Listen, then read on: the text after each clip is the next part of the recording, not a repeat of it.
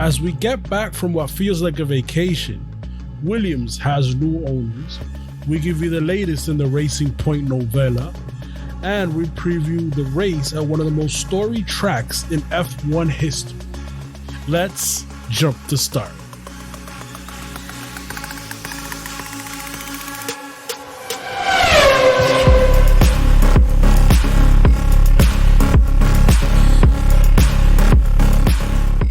Hey guys, welcome in. Jump to Start Racing podcast. It is race week. Yes! I'm here with two of my closest friends. Yhancy, say hello. Hi. Ruben, how are you doing? What's going on, guys? Welcome back. Yes, sir. Before we jump into the actual episode, I just want to make sure that we plug everything that we're doing, because I feel like I always forget. Make sure to follow us on YouTube. It's Jump to Start Racing podcast on YouTube. On Instagram and Twitter, it is at Jump to Start F1. We're also on, you're listening to the podcast, but we're also on Apple Podcasts, Google Podcasts, TuneIn, Stitcher, iHeart, and Spotify. Everywhere! Exactly. Yes, sir. So in this episode, we'll be talking a bit of news. We'll talk about the Williams purchase, the Racing Point saga, couple rumors here and there, and of course the track news. And then from there, we'll get into the whole Spa race preview. You said we're going to the Spa? Yes, hot tub time machine. We're going back. Yes! So just to start off, I guess the first news coming off of this week was Williams Racing, the classic constructor, was sold off to New York-based Doralton Capital for approximately $180 million. So they'll retain the name Williams Racing. The facility will still be in Grove. Claire Williams will still be in charge, but that's pretty much all we know. Ruben, I know this is your team. This is your favorite team. Enlighten me on this situation here. So yeah, this team has been in financial struggles for a while already, and obviously, this company came out of nowhere and just gave them a couple of bucks so they could, help them out. But there's a lot of things behind, Doralton Capital that nobody knows. Did I say the name right? Doralton. Okay. Not Dorito. Not Dorito. No, not Doritos. So the company is based supposedly in New York, but it has some ties to Europe as well. So we don't know who's behind it, if it's a rich person or a friend of Williams just trying to help him out. But there's a lot of speculations of where it could be either somebody just trying to help them out, the family, or pretty much a rich guy that wants to secure himself a future seat in F1. And also there's another company that supposedly Doralton comes from. I believe it's BCE. And if you put it, is Bernard Charles Eccleston. And that could be the silent partner that nobody knows about. The crypt keeper. Bernie exactly. Ecclestone. Yep. So you're trying to tell me Bernie Ecclestone's trying to creep his way back into F1? Hey, you never know. It's been already a couple of years. Ousted? It's been already a couple of years. Probably his contract to be out of F1 already expired, the limitation and stuff like that.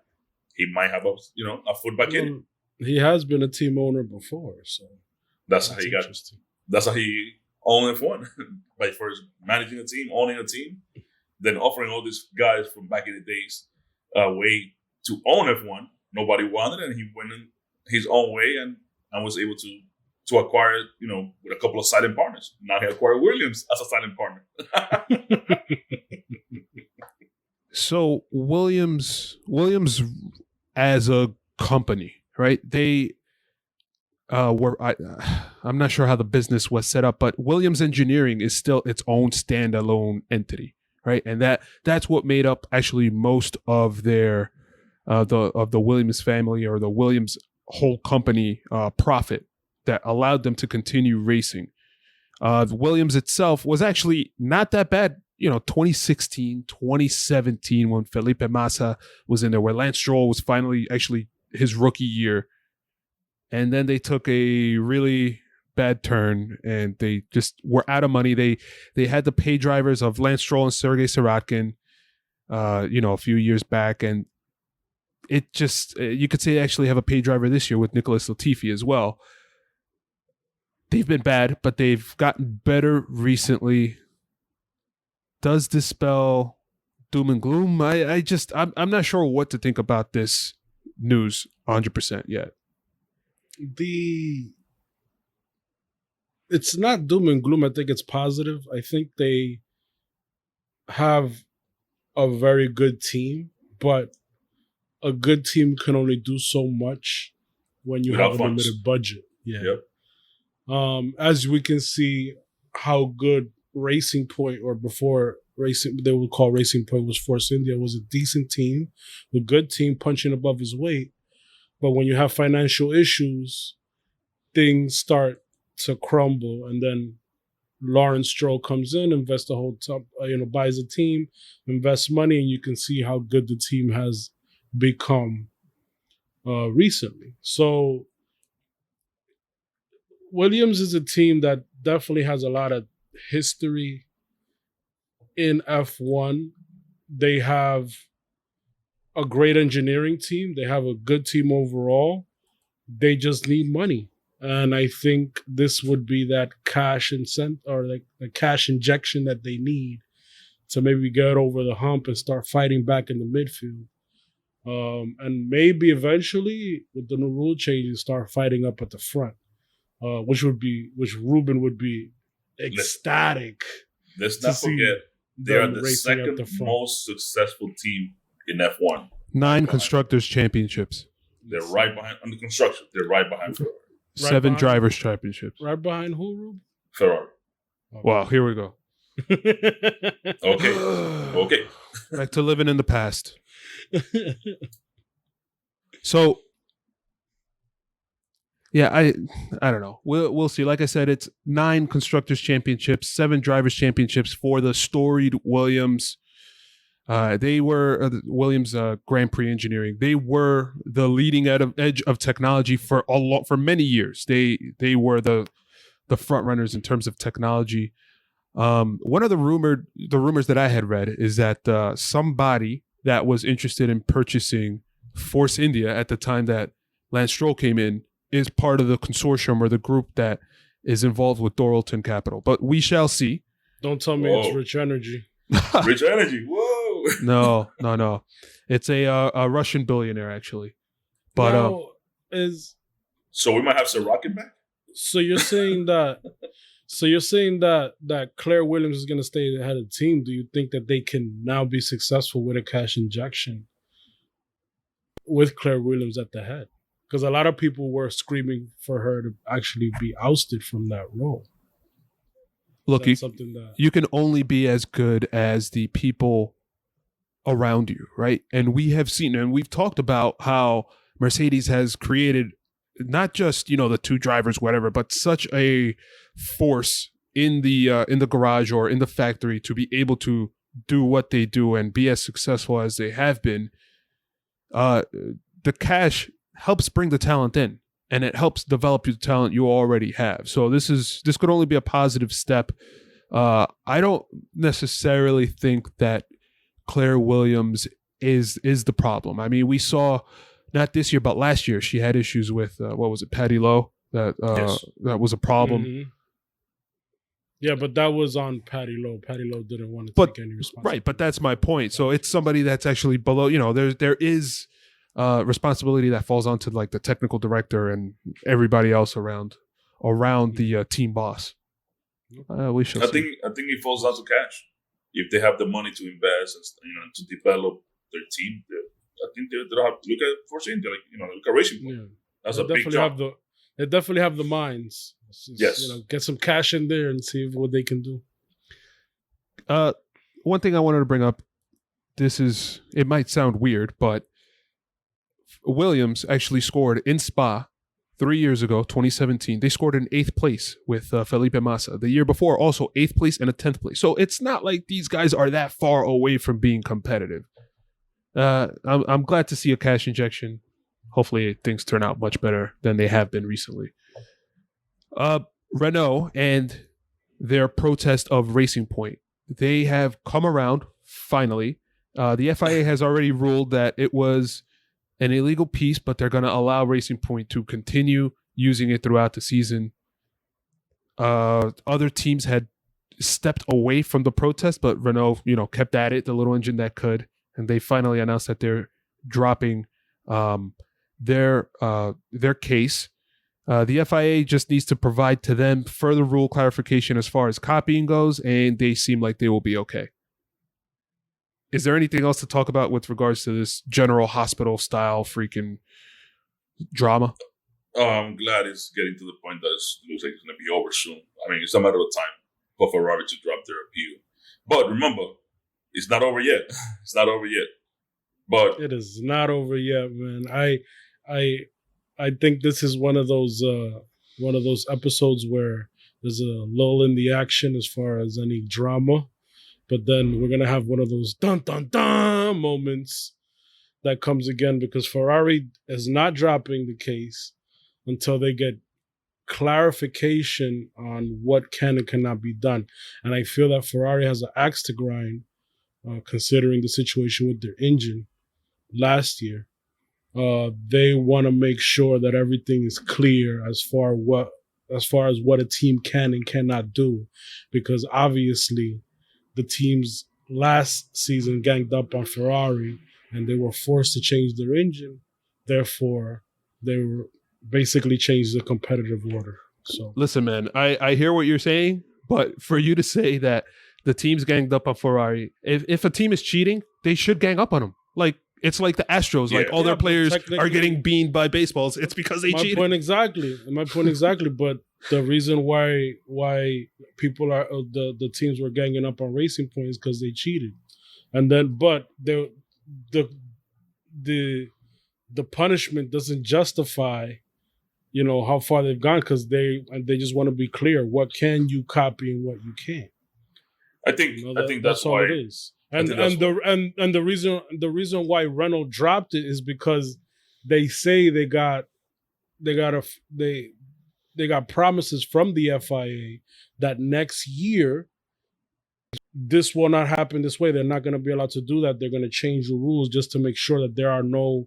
They can copy certain concept, but they can't do a whole copy of a car.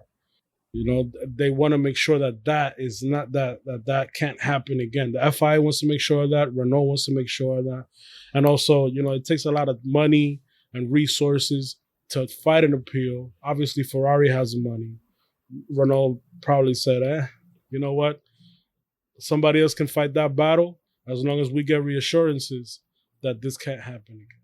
I don't know. I think the FIA, the FIA, we need clarity on that to make, because remember, Renault had won 3 protests that they had, and to be the team that's out, I think Renault should be the team that will be last on the protest aspect of it. Because remember, Racing Point believes they have done nothing wrong, so their side is still on, fighting it out.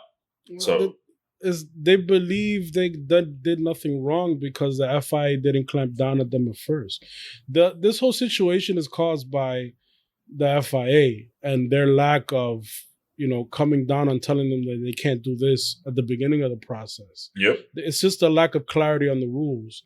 The FIA has now been forced to clarify any other regulations because they weren't clear in the beginning. Yeah. We've talked about this thing so much that it's almost like... It's like a soap opera, like you keep saying. Yeah. As the world turns. Yeah. Speaking of that, the next soap opera that's going to be happening is the whole qualifying mode, party mode engines for qualifying. The ban was supposed to start this week in Monza. It was pushed back. I'm sorry, this week in Spa. It was pushed back 1 week towards Monza because there needs to be further testing just to make sure that FIA will be able to monitor it and that this thing is even possible. It's just another technical directive in the middle of a season that's like, okay, why are we doing this? Why don't we think this out a little better? I don't know. I'm really losing a lot of faith with the FIA. I don't know if you guys agree, Ruben, if you think... I understand that they want to bring Mercedes back to the pack, but let's do a fully baked idea, not a half-baked idea. Yeah, in this little, if it's just everything that keeps happening, we keep losing more and more faith on the FIA. So I believe down the road, change will be coming to have everything more clarified. When it comes to the party mode, qualifying modes, this is probably going to bring the pack a little closer. I don't think it's going to do much. It's probably going to even help the top teams because by having like a level playing field when it comes to qualifying, they're also not overstretching their engine during qualifying. So that I think Hamilton said that they might get an extra like 20 laps life out of the engines just by them not stretching the engine as much as they do now. Other than that, I don't know. I mean, I want the engines to blow up, to be something interesting, to make the racing interesting. That would be nice. This half-baked idea, yeah, it is a half-baked idea. This reminds me a lot of when they wanted to change the regulations on the front wings to make it simpler because it was too much aerodynamic wash, so the cars couldn't follow. Guess what? The cars still can't follow. And particularly Red Bull and Christian Horner was saying at that time, I think it was before 2018, they said, listen, let's wait for the 20, it was supposed to be 2021 rule change to do like a whole concept of the car to change the regulations, and the FIA still went ahead with it because they wanted to make the racing a little bit closer. But that being said, this is the season to put half-baked ideas on the table to see what works or not. You're right. Just the same way they're doing the 2-day test, the 2-day weekend at Imola, where you only have one practice session qualifying and then the next day the race. This is the season to do it. There's no other way to do it. So you might as well try it and see what sticks. It's hard to predict what's going to happen because these engineers on these teams are so good at just taking these rules and, and just finding any loophole to take advantage of. Yeah. Dude, just see what sticks and see what'll baffle the teams, man. Actually, might as well try it. Why not? You mentioned that, and I forgot to say up top, Doralton Capital is based in New York. I'm open to be hired by them if they're looking for anybody. I'm here. I'm available. I'll work for free. And also on that, one last thing. I think it's good that they're doing it now in the engine qualifying modes. You have the race at Spa, obviously, which is a high speed track, and then the next race is at Monza. So you can directly compare on two high speed tracks if you can have a clearer picture if those engine qualifying modes, if they do take effect on Monza, do have an effect on any of the teams. So that's also something to watch for the next 2 weekends coming up. We'll see. I mean, you're right. This season is very predictable in that Mercedes is running away with it, and then so it's like whatever. Just do whatever you need to do. Yeah, but it's not different than last year. And maybe in 2018 there was more of a competition because you had Ferrari. Well, I mean, last year Ferrari was cheating too, so let's not forget that. Yes, sir. Yeah, but you know what? At least the racing was interesting. It's still interesting this year. But moving on. In other news, I guess the biggest news of the week is the FIA confirmed that they will be adding the Istanbul Grand Prix, the Turkish Grand Prix, to the calendar this year, making, I guess, the full comeback of all like the classic tracks that everybody wanted. This is like the dream year. And then from there, so it'll be the Turkish Grand Prix on November 15th. Then it'll be Bahrain, 11/29, November 29th. Bahrain again on December 6th. And then Abu Dhabi on December 13th. That'll cap off the season, and that confirms that it'll be a 17-race season. So we already talked about the Turkish Grand Prix. It looks like the map looks like a dinosaur. We all agreed to that last week. Barney. Yes. Go Barney. Yeah. Yes. So it's either Barney or the toy. I love you. You love me.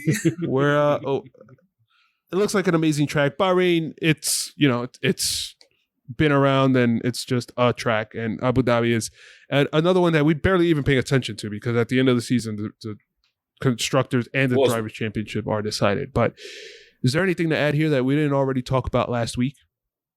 What does Bahrain look like to you, Wilson? It looks. I think it's like I don't have the map in front of me, but I think it's taco shape, if I'm not mistaken. How about you, Yhancy? What do you think?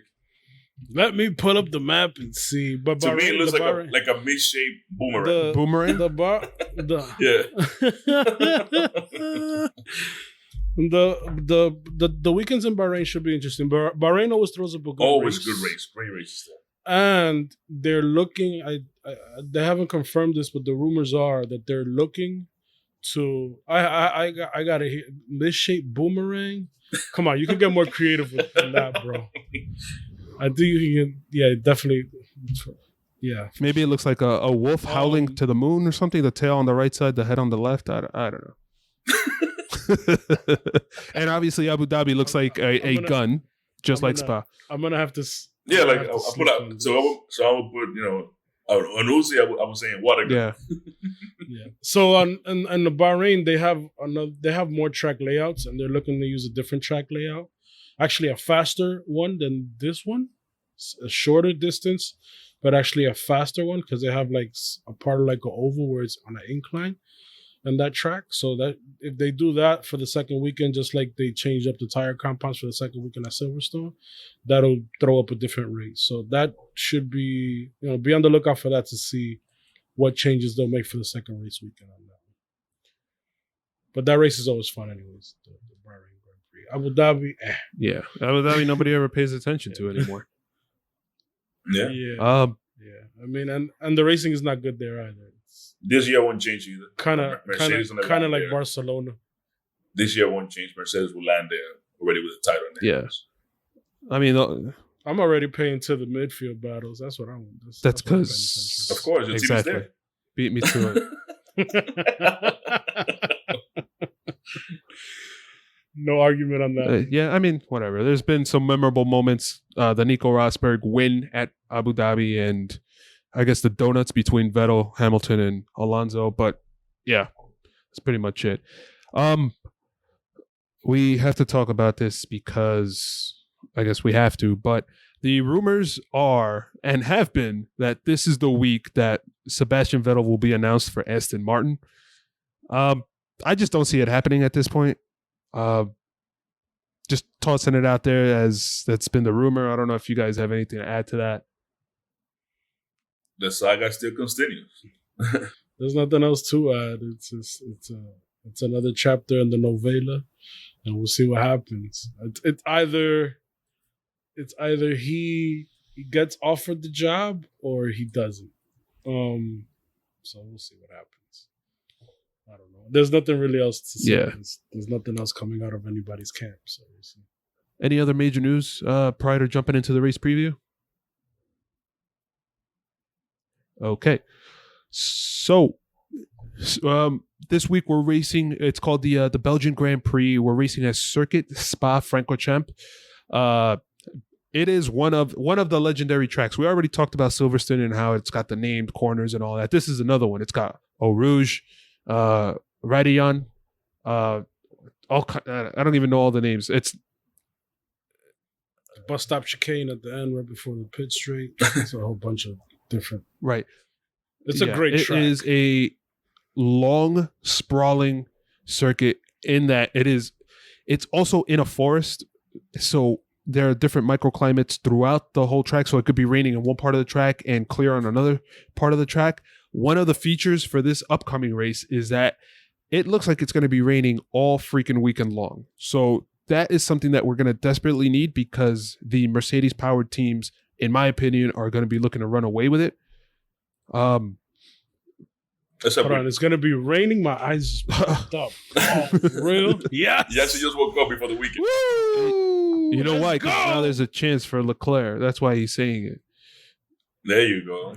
Or Vettel. So I joke about that, but Leclerc last year, that was actually his first win in his career and his first win as a Ferrari driver. He actually qualified first as well.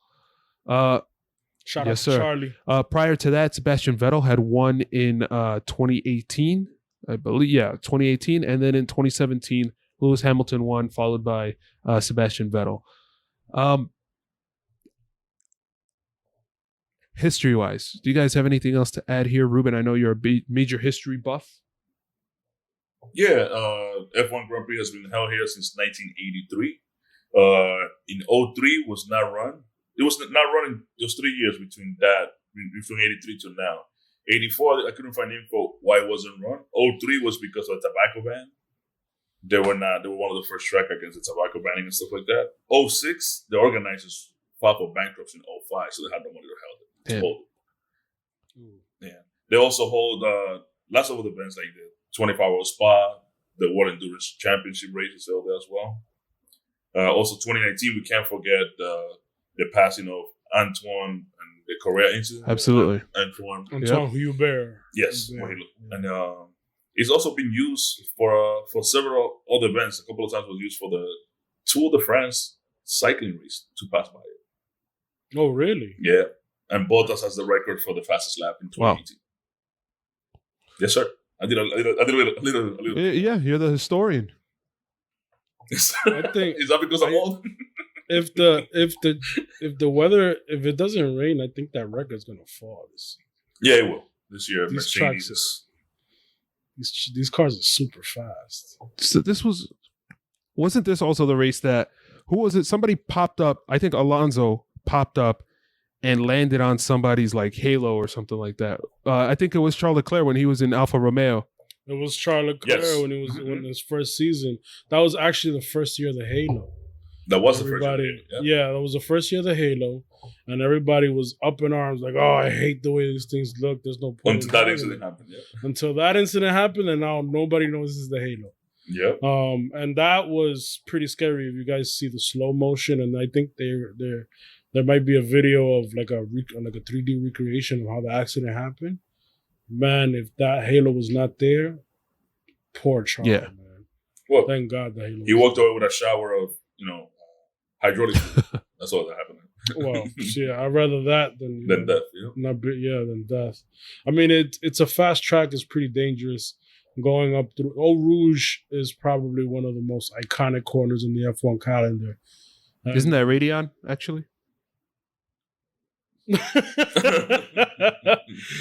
No, Radion is the corner afterwards. But now Eau Rouge is it's one of these turns that doesn't look like much, but it's like when you dip down and it dips down and then you're going up a hill, but you're going up that hill, you're blind to it. And you're going super fast because right now in these cars, before you used to have to lift off, now these cars you're flat out through there.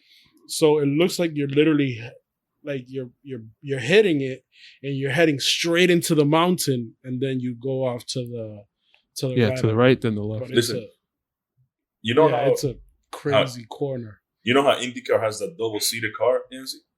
Yeah. For this track, I would love F1 to have like a double-seated car that way as well. I think F1 does have a double-seated car too. They should. Yeah, they should bring that out more. And offer people like how they have the laps or the team offer and stuff like that with the car. Well, the hot laps oils in the events.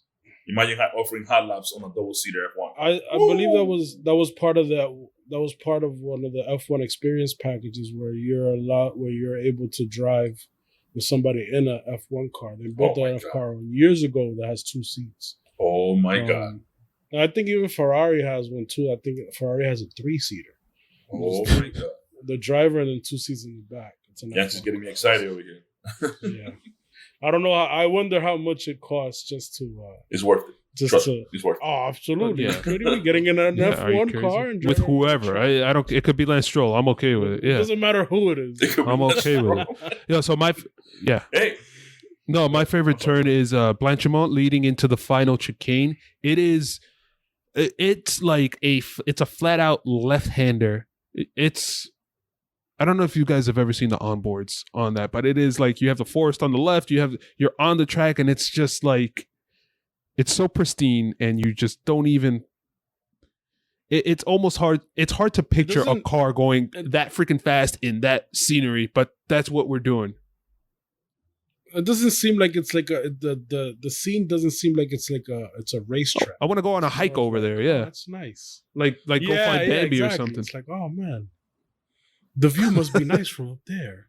Believe it or not, when I was searching for the history, the original track that was built like in 1920, it is like Nürburgring style, like the Green Monster, like so big that way. And then in 1983, when F1 started coming, they redid it.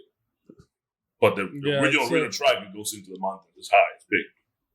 It's a lot like in Germany at Hockenheim. The track in Germany, the Hockenheim, yeah, where they cut it down a lot. That's a great track too. We get a lot of good racing at Hockenheim, but the original track is a lot like the Nürburgring. It goes off into the mountains. Yes. It's a big track and it's a windy road coming back down. But obviously, they're not going to have that now for F1 cars. But your comment on that turn, Danny Rick agrees with you as well. He says that that's one of the best turns, so he could to overtake and defend. My spirit animal, the honey badger, perfect. There you go. So the map itself, we may have talked about it, but it's a gun. It's also like a machine gun style. That's what we see. That's what I see. Turn 1 is a quick hairpin, and then turn 2 is not even a turn. It's just a kink. Then it's Eau Rouge, Raidillon, straight, and then it's up the mountain on Eau Rouge and Raidillon, and then it's essentially coming back down on all the rest of the track, and then start all over again. As far as predictions, I'm going to let Yhancy start this one off, the trendsetter, the man who always gets them right. Yeah. I had to think about this one because they are bringing the same compound tires that they brought to the British Grand Prix, which was the first race. Yeah. No, was it I think it's the second race. By the way, they're bringing in the the 70th anniversary. So the 70th anniversary Grand Prix. Yeah, they're bringing those same tires.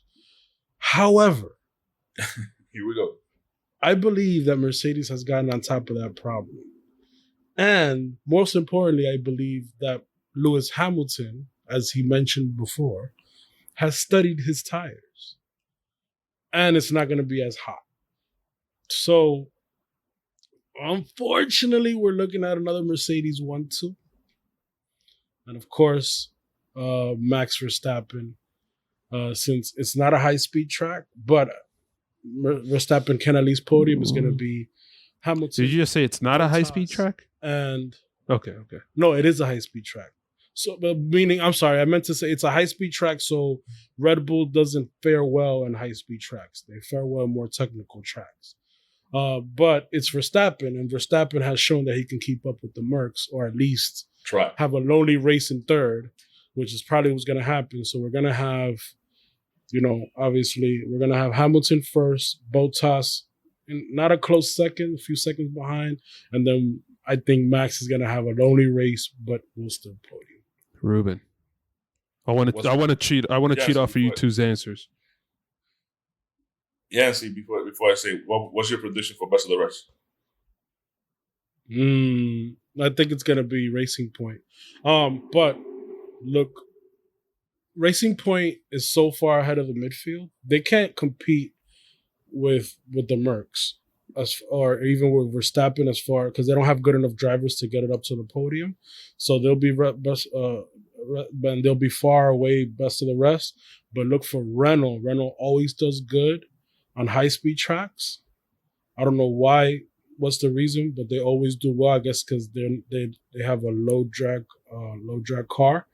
They always do well. So look for Danny Rick, and Esteban Ocon is getting better to have a good race as well. Yeah, my predictions are pretty much eye to eye with Yhancy when it comes to it'll be Mercedes 1-2. Lewis is going to take it. Bottas has to bring it to Lewis to at least finish a bend, without any mishaps to finish in front of Lewis. So it'll be Mercedes 1-2, Lewis, Bottas. I don't know. I mean, I would love the Racing Point to get a podium like Sergio Perez, but it'll be Max and Sergio Perez right behind, not far from there. And so I'm assuming best of the rest for you would be Sergio Perez then. Sergio Perez. If Racing Point were to get a higher caliber driver, then Oh, come on. So here's what I'm going to say. I'm going to say that it's going to be raining this weekend. I think it'll be a rain race. So that gives, obviously, in Super Mario, it gives them the mushroom. That gives the mushroom to Lewis, right? To Lewis Hamilton and to Max Verstappen. I think they will be 1 and 2. Yeah. Oh, okay. And then Interesting. this is going to be the controversial one. I think that Sergio Perez shows out that power of the Racing Point car. I think I think Bottas makes a mistake somewhere, beaches the car because it's raining, and then somebody else capitalizes. Which would be Sergio Perez. Bottas doing that. No, Bottas is driving pretty good this year. I don't see him. So he's driving pretty good, but he's not. Yeah. He's not getting the results. So I think that it'll be in his head. We had the video on YouTube. Actually, I think last week. You guys check it out. Obviously, I think that he is in his head right now about what can I do to get second place. Forget about winning the race. I got to beat Max Verstappen. If Verstappen does a rain event, he did a couple of years back where he was pretty much in the zone because he wasn't even taking the race. Brazil 2016 really on the water. 2016. There you go. Yeah. If it rains like that and Max is able to capitalize to that point, yeah, Max is going to take second. So he's going to drive an awesome race. He's going to do everything right, but he's going to get second place. Yeah, he's not going to be Ham. Come on, Ham is in another world right now, man. He's not gonna. He's not gonna be that Mercedes. He Exactly. can be He could be. Bottas. He could beat 3 out of 4 Mercedes. Whoa. Yeah. That's saying a lot, man. Yes, sir. That's saying a lot. That tells you the kind of driver Max Verstappen is, man. All right, boys. That pretty much. Is there anything else to add to this race? I hope it rains because it'll give us an interesting race, especially at Spa. But other than that, man, I think it's just gonna be a straightforward race. Just look at the midfield. That's where the battles are gonna be at. You're gonna have the midfield battles. It's gonna be between the Ferraris, the McLarens, and the Renaults. We'll see what happens from there. And obviously, there's nothing else, man. This season is so predictable. The only thing that you can do is just look at the midfield to make it a little bit more exciting. And obviously follow Hamilton on his quest to history. I do got something for this weekend. I would love to see another Sergio Perez power slide like he did a couple of years back. I don't even remember that, to be 100% honest. Look out for it. It's on YouTube. It's freaking awesome to see. We should put the link in the show notes for that one. Okay. Check that out. Gentlemen, it's been a pleasure. It's race week. Everything starts on Friday. Let's do it. Yes. Yes, sir. Let's go. do it. Yes, sir. Catch you later. See you guys on Sunday.